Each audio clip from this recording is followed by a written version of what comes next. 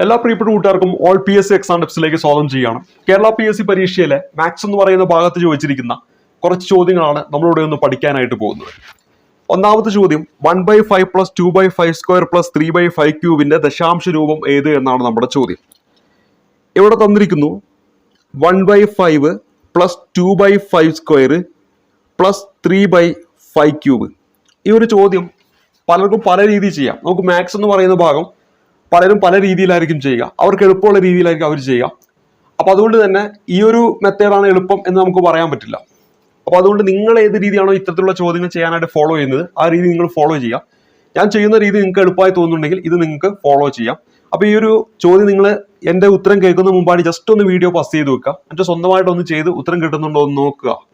അപ്പോൾ ഇവിടെ നമ്മൾ പരിചയപ്പെടുന്നു 1/5 + 2/5² + 3/5 ക്യൂബ് ചെയ്തിട്ട് അതിന്റെ ദശാംശ രൂപത്തിലുള്ള ഉത്തരം കിട്ടണം. അപ്പൊ ഞാനിവിടെ ചെയ്യാൻ പോകുന്നത് ഈ 1/5 എന്നതിന്റെ അവിടെ ഇൻറ്റു 2 എന്ന് ഗുണിച്ചിട്ട് 10 ആക്കി മാറ്റുകയാണ്. അപ്പോൾ വാല്യൂ ചേഞ്ച് ചെയ്യാതിരിക്കാൻ വേണ്ടി ന്യൂമറേറ്ററിലും 2 വെച്ചിട്ട് ഗുണിക്കണം. പ്ലസ് ഈ 5² എന്ന് പറയാൻ നമുക്കറിയാം 25 ആണ്. അപ്പോൾ 25നെ ഞാൻ 100 ആക്കി മാറ്റുകയാണ്. അതിനുവേണ്ടി 4 വെച്ച് ഗുണിച്ചു. മോൾ ഭാഗം അതായത് ന്യൂമറേറ്റർ ഭാഗത്തും 4 വെച്ച് ഗുണിച്ചു. പ്ലസ് ഈ 3/5 ക്യൂബ്, 5 ക്യൂബ് എന്ന് പറഞ്ഞാൽ 125 ആണ്. അതിന് ഞാൻ 1000 ആക്കാൻ വേണ്ടി 8 വെച്ച് ഗുണിച്ചു.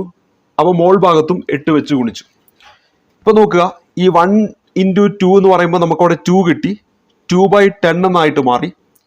ഈ 2/10 എന്ന് പറയുമ്പോൾ എന്താണ്? 0.2 ആണ്. പ്ലസ് 2 × 4 എന്ന് പറയുമ്പോൾ 8 ആണ്. അപ്പോൾ ഇവിടെ നമുക്ക് 8/100 എന്ന് കിട്ടുന്നു. 8/100 എന്ന് പറയുമ്പോൾ 0.08 എന്ന് നമുക്ക് കിട്ടി. പ്ലസ് 3 × 8 എന്ന് പറയുമ്പോൾ നമുക്കവിടെ 24 എന്ന് കിട്ടി. ഡിവൈഡഡ് ബൈ 125 × 8 എന്ന് പറയുമ്പോൾ നമുക്കത് 1000 എന്നാണ് കിട്ടുക.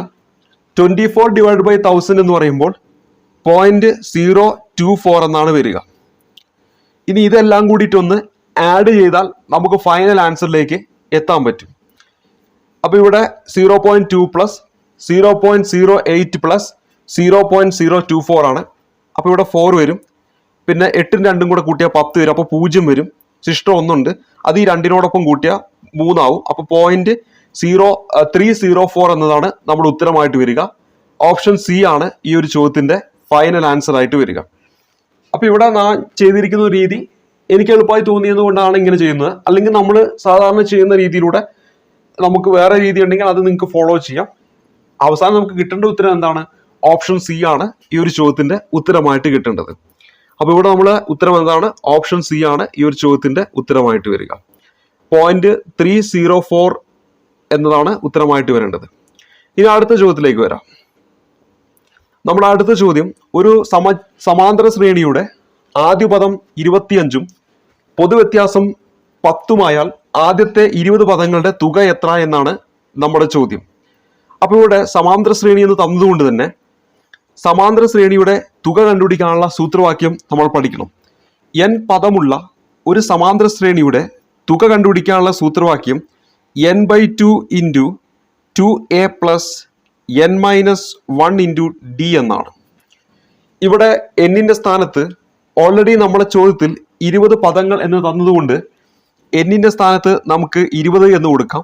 അതായത് ഇവിടെ 20 കൊടുത്താൽ 20/2 നമുക്കത് 10 എന്ന് കിട്ടുന്നു. a എന്ന് പറയുന്നത് ആദ്യ പദത്തെയാണ് സൂചിപ്പിക്കുന്നത്. ആദ്യ പദം എന്ന് പറയുന്നത് 25 എന്ന് നമ്മുടെ ചോദ്യത്തിൽ തന്നിട്ടുണ്ട്. അങ്ങനെയാണെങ്കിൽ 2 × 25 ചെയ്താൽ 2a എന്നതിന്റെ സ്ഥാനത്ത് നമുക്ക് 50 എന്ന് കിട്ടുന്നു. പ്ലസ് n എന്ന് പറയുന്നത് നമുക്കിവിടെ 20 ആണെന്ന് അറിയാം. അപ്പോൾ n-1 എന്ന് പറയുമ്പോൾ 20 - 1 ആണ്. അപ്പോൾ നമുക്കവിടെ 19 എന്ന് കിട്ടുന്നു. ഇൻറ്റു d എന്ന് പറയുന്നത് ഇവിടെ 10 എന്ന് തന്നിട്ടുണ്ട്. d എന്ന് പറഞ്ഞാൽ പൊതുവ്യത്യാസമാണ്, അത് ചോദ്യത്തിൽ 10 തന്നിട്ടുണ്ട്. അപ്പോൾ നമുക്കവിടെ 10 വെച്ച് ഗുണിക്കാം. ഇപ്പോൾ ഈ ഒരു ബ്രാക്കറ്റിനുള്ളിൽ നമുക്ക് ലഭിക്കുന്നത് ഈ 19 × 10 എന്ന് പറയുന്നത് 190 ആണ്. പ്ലസ് നമുക്കിവിടെ 50 എന്ന് കിട്ടുന്നു. ഇത്രയും നമ്മൾ ഗുണിച്ചു കഴിഞ്ഞാൽ 240 എന്ന് കിട്ടുന്നു. പുറമെ നമുക്കൊരു 10 വെച്ച് ഗുണിക്കാനുണ്ട്. അപ്പോൾ നമുക്ക് അവിടെ 240 × 10 ചെയ്താൽ 2400 എന്ന് കിട്ടുന്നു. ഇതാണ് നമ്മുടെ ഫൈനൽ ആയിട്ടുള്ള ഉത്തരം. ഓപ്ഷൻ എ ആണ് ഉത്തരമായിട്ട് വരേണ്ടത്. ഇപ്പോൾ ഇവിടെ അറിഞ്ഞിരിക്കേണ്ടത് നമ്മുടെ ഇക്വേഷൻ ആണ്. ആ ഒരു ഇക്വേഷൻ അറിയാമെങ്കിൽ സിമ്പിൾ ആയിട്ട് ഉത്തരത്തിലേക്ക് എത്താം. 150 മീറ്റർ നീളമുള്ള തീവണ്ടി 90 കിലോമീറ്റർ പെർ മണിക്കൂർ വേഗത്തിൽ സഞ്ചരിക്കുന്നു. ഈ തീവണ്ടി 200 മീറ്റർ നീളമുള്ള ഒരു പാലം കടന്നു പോകാൻ എത്ര സമയമെടുക്കും? ഉപയോഗിക്കേണ്ട ഇക്വേഷൻ എന്ന് പറയുന്നത് സ്പീഡ് ഈസ് ഈക്വൽ ടു സഞ്ചരിക്കുന്ന ദൂരം ഡിവൈഡ് ബൈ, അതായത് ഡിസ്റ്റൻസ് ഡിവൈഡ് ബൈ ടൈം എന്ന് പറയുന്ന ഇക്വേഷൻ ആണ്. നമ്മുടെ ചോദ്യത്തിൽ ഇവിടെ സ്പീഡ് തന്നിരിക്കുന്നത് കിലോമീറ്റർ പെർ മണിക്കൂറിലാണ്. ദൂരം, അതായത് ഈ നീളമൊക്കെ തന്നിരിക്കുന്നത് മീറ്ററിലാണ്. ഓപ്ഷനിലേക്ക് പോകുമ്പോൾ കണ്ടുപിടിക്കുന്ന ടൈം തന്നിരിക്കുന്ന ഓരോ ഓപ്ഷനിലും സെക്കൻഡിലാണ്. ആയതിനാൽ തന്നെ ഈ 90 കിലോമീറ്റർ പെർ ഹവറിനെ നമ്മൾ എന്താക്കി മാറ്റണം? മീറ്റർ പെർ സെക്കൻഡിലേക്ക് മാറ്റണം. നമ്മൾ പഠിച്ചിട്ടുണ്ട് കിലോമീറ്റർ പെർ ഹവറിലുള്ള ഒരു വാല്യൂവിനെ മീറ്റർ പെർ സെക്കൻഡിലേക്ക് മാറ്റാൻ 5/18 കൊണ്ട് ഗുണിച്ചാൽ മതി എന്ന് നമ്മൾ പഠിച്ചിട്ടുണ്ട്. അപ്പോൾ നമുക്കിപ്പോൾ സ്പീഡ് എന്ന് പറയുന്നത്, ഇത് വെട്ടിച്ചുരുക്കിയാൽ ഇവിടെ 5 വരും, 25 മീറ്റർ പെർ സെക്കൻഡ് എന്ന് ലഭിച്ചിരിക്കുന്നു. ഇത് നമ്മുടെ ഇക്വേഷനിലെ ഈ സ്പീഡിന്റെ ഭാഗത്ത് നമുക്ക് സബ്സ്റ്റിറ്റ്യൂട്ട് ചെയ്യാം. അതിനു മുമ്പായിട്ട് നമുക്ക് കണ്ടുപിടിക്കേണ്ടത് ടൈമാണ്. ഇവിടെ കൃത്യമായി പറയുന്നത് എത്ര സമയം എന്നാണ് പറഞ്ഞത്. അപ്പൊ ഈ ഒരു ഇക്വേഷൻ നമുക്ക് ടൈമിന്റെ രീതിയിലേക്ക് മാറ്റുകയാണെങ്കിൽ d/s എന്നാണ് വരിക. Time is equal to d/s എന്ന് വരും. അപ്പൊ ഇവിടെ നമ്മുടെ ഈ സ്പീഡിന്റെ സ്ഥാനത്ത് നമുക്ക് 25 എന്ന് കൊടുക്കാം. ഇനി ഡിസ്റ്റൻസ് കിട്ടണം. ഇത്തരത്തിലുള്ള പ്രോബ്ലംസിൽ ഇവിടെ ട്രെയിനും നമ്മുടെ പാലവുമാണ് ഉള്ളത്.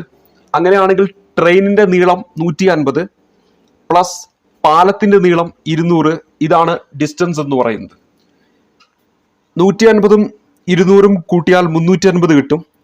അതിനോട് 25 വെച്ച് ഹരിച്ചു കഴിഞ്ഞാൽ നമ്മുടെ ഫൈനൽ ആയിട്ടുള്ള ഉത്തരം 14 സെക്കൻഡ് എന്നാണ് കിട്ടുക. ഓപ്ഷൻ ഡി ആണ് ഈ ഒരു ചോദ്യത്തിന്റെ ഉത്തരമായിട്ട് വരേണ്ടത്. ഈ ഒരു ചോദ്യം ഓപ്ഷൻ ഡി ആണ് നമ്മുടെ ഉത്തരമായിട്ട് വരിക. അപ്പോൾ ഇവിടെ ഈ ഒരു രീതിയിലാണ് ഈ ഒരു ചോദ്യം നമ്മൾ ഉത്തരത്തിലേക്ക് എത്തേണ്ടത്. അടുത്ത ചോദ്യത്തിലേക്ക് വരാം. അടുത്ത ചോദ്യം, ഒരു ത്രികോണത്തിലെ കോണുകൾ 1:3:5 എന്ന അംശബന്ധത്തിലായാൽ ഏറ്റവും വലിയ കോണിന്റെ അളവ് എത്ര എന്നാണ് ചോദ്യം. ഇവിടെ ഒരു ത്രികോണത്തിന്റെ ടോട്ടൽ കോണ് എന്ന് പറയുന്നത് 180 ഡിഗ്രി ആണെന്ന് നമുക്കറിയാം. അതിനെ 1:3:5 എന്ന അനുപാതത്തിൽ അതിനെ വീതിച്ചിരിക്കുകയാണ്. അങ്ങനെയാണെങ്കിൽ ഈ 180 എന്ന് പറയുന്നത് 5+3 8, 8+1 9 റേഷ്യോയ്ക്ക് തുല്യമാണ്. അങ്ങനെയാണെങ്കിൽ ഒരു റേഷ്യോ എന്ന് പറയുന്നത് 180/9 ആണ്, അതായത് 20 ഡിഗ്രിയാണ്. ഏറ്റവും വലിയ കോൺ എന്ന് പറയുന്നത് ഇതിലെ വലിയ സംഖ്യയായ 5 റേഷ്യോയ്ക്ക് തുല്യമാണ്. ഒരു റേഷ്യോ ഓൾറെഡി 20 ഡിഗ്രി എന്ന് കണ്ടുപിടിച്ചതിനാൽ 5 റേഷ്യോ എന്ന് പറയുന്നത് 5x20 ആണെന്ന് നമുക്കറിയാം. 5x20 ചെയ്താൽ 100 കിട്ടുക എന്ന് ഈ ക്ലാസ് കാണുന്ന എല്ലാവർക്കും അറിയാം. ഓപ്ഷൻ എ ആണ് നമ്മുടെ ഫൈനൽ ആയിട്ടുള്ള ഉത്തരം വരേണ്ടത്. ഈ ഒരു ചോദ്യം ഈ ഒരു രീതിയിലാണ് നമുക്ക് ചെയ്യേണ്ടത്. അടുത്ത ചോദ്യം 55ാമത്തെ ചോദ്യമായിട്ട് ഈ പരീക്ഷയിൽ ചോദിച്ചിരിക്കുന്നു. ചതുരാകൃതിയിലുള്ള ഒരു ഇരുമ്പ് കട്ടിയുടെ നീളം 25 സെന്റിമീറ്റർ, വീതി 10 സെന്റിമീറ്റർ, ഉയരം 4 സെന്റിമീറ്റർ ആണ്. ഇത് ഉരുക്കി ഒരു സമചതുരക്കട്ട ഉണ്ടാക്കിയാൽ ഒരു വശത്തിന്റെ നീളം എത്ര എന്നാണ് നമ്മുടെ ചോദ്യമായിട്ട് തന്നിരിക്കുന്നത്. ഇവിടെ ഓർത്തിരിക്കേണ്ടത് ഒരു സമചതുരക്കട്ടയും ഒരു ചതുരക്കട്ടയും ഉണ്ട്. ചതുരക്കട്ട ഉരുക്കി ഒരു സമചതുരക്കട്ട ആക്കുമ്പോൾ അവിടെ തുല്യമാകുന്നത് നമ്മുടെ ചതുരക്കട്ടയുടെ വ്യാപ്തവും സമചതുരക്കട്ടയുടെ വ്യാപ്തവുമാണെന്ന കാര്യം ആദ്യം പഠിക്കുക. ഇവിടെ സമചതുരക്കട്ടയുടെ വ്യാപ്തം കണ്ടുപിടിക്കാനുള്ള സൂത്രവാക്യം അവയുടെ വശത്തിന്റെ ക്യൂബ് എടുത്താൽ മതി.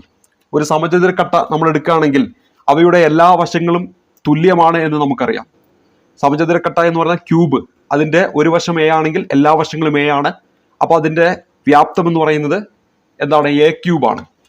അതായത് നമ്മൾ സാധാരണ ചതുരത്തിന്റെ ചെയ്യുന്ന length into birth into height എന്നാണ്, അല്ലെങ്കിൽ നീളം ഇൻറ്റു വീതി ഇൻറ്റു ഉയരം എന്നാണ്. ഇവിടെ എല്ലാം തുല്യമാണ്, എ ആണ്. അപ്പൊ എ ഇൻറ്റു എ നമുക്ക് എ ക്യൂബ് എന്ന് കിട്ടി. ഇത് എന്തിനോട് തുല്യമാണ്? നമ്മുടെ ഈ പറയുന്ന നമ്മുടെ സമചതുരമല്ലാത്ത ചതുരത്തിന്റെ വ്യാപ്തത്തോട് തുല്യമാണ്. ഇവിടെ നമുക്ക് ഈ എല്ലിന്റെ വാല്യൂ നമ്മുടെ ചോദ്യത്തിൽ തന്നിട്ടുണ്ട് 25 ആണെന്ന്, ബിയുടെ വാല്യൂ 10 ആണെന്ന് തന്നിട്ടുണ്ട്, എച്ചിന്റെ വാല്യൂ 4 ആണെന്നും ചോദ്യത്തിൽ തന്നിട്ടുണ്ട്. 25, 10, 4. ഇത് എന്തിനോട് തുല്യമാണ്? എ ക്യൂബിനോട് തുല്യമാണ്. അപ്പൊ എ ക്യൂബ് എന്ന് പറഞ്ഞാൽ ഇത് ഗുണിച്ചാൽ എന്ത് കിട്ടും? 1000 എന്നാണ് കിട്ടുക. 25 × 10 250 × 4 1000 എന്നാണ് കിട്ടുക. ഈ എ ക്യൂബ് ആണ് 1000. അപ്പൊ എ എന്ന് പറഞ്ഞാൽ എന്താണ്? ക്യൂബ് റൂട്ട് ഓഫ് 1000 ആണ്. ഇതെന്ന് പറഞ്ഞാൽ എന്താണ്? 10 ആണ്. അപ്പൊ എന്റെ വിലയാണ് കണ്ടുപിടിക്കാൻ പറഞ്ഞത്. ഓപ്ഷൻ ബി ആണ് ഈ ഒരു ചോദ്യത്തിന്റെ ഉത്തരമായിട്ട് വരിക. അപ്പൊ നമ്മളിവിടെ മാത്സുമായി ബന്ധപ്പെട്ട് വളരെ പ്രധാനപ്പെട്ട കുറച്ച് ചോദ്യങ്ങളാണ് ഇത്ര നേരം പരിചയപ്പെടുത്തിയത്. ബാക്കി ചോദ്യങ്ങൾ നമുക്ക് അടുത്തൊരു ക്ലാസ്സിൽ പരിചയപ്പെടാം. അപ്പോൾ പരിചയപ്പെടുത്ത എല്ലാ ചോദ്യങ്ങളും വളരെ ഇമ്പോർട്ടന്റ് ആണ്. ഇതേ ചോദ്യങ്ങൾ വീണ്ടും ഇതേ രൂപത്തിലുള്ള ചോദ്യങ്ങൾ, മോഡൽ ചോദ്യങ്ങൾ, പലപ്പോഴും മാത്സ് എന്ന് പറയുന്ന ഭാഗം നിങ്ങൾ പരിശോധിച്ചാൽ ഇതേ മോഡൽ ചോദ്യങ്ങൾ തന്നെയാണ് എപ്പോഴും ആവർത്തിച്ച് വരുന്നത്. അപ്പോൾ അതുകൊണ്ട് തന്നെ ഈ ഓരോ ചോദ്യങ്ങളും നിങ്ങൾ അങ്ങ് പഠിച്ചു വെക്കുക. അതായത് എങ്ങനെയാണ് ചെയ്യേണ്ടത് എന്ന് മനസ്സിലാക്കി വെക്കുക. തുടർന്ന് ഇത്തരത്തിലുള്ള ചോദ്യങ്ങളൊക്കെ പ്രീവിയസ് ക്വസ്റ്റ്യൻസ് നോക്കിയിട്ട് ചെയ്യാൻ വേണ്ടി ശ്രമിക്കുക. ബാക്കി ചോദ്യങ്ങൾ അടുത്ത ക്ലാസ്സിൽ പരിചയപ്പെടാം. അതുവരേക്കും നന്ദി, നമസ്കാരം.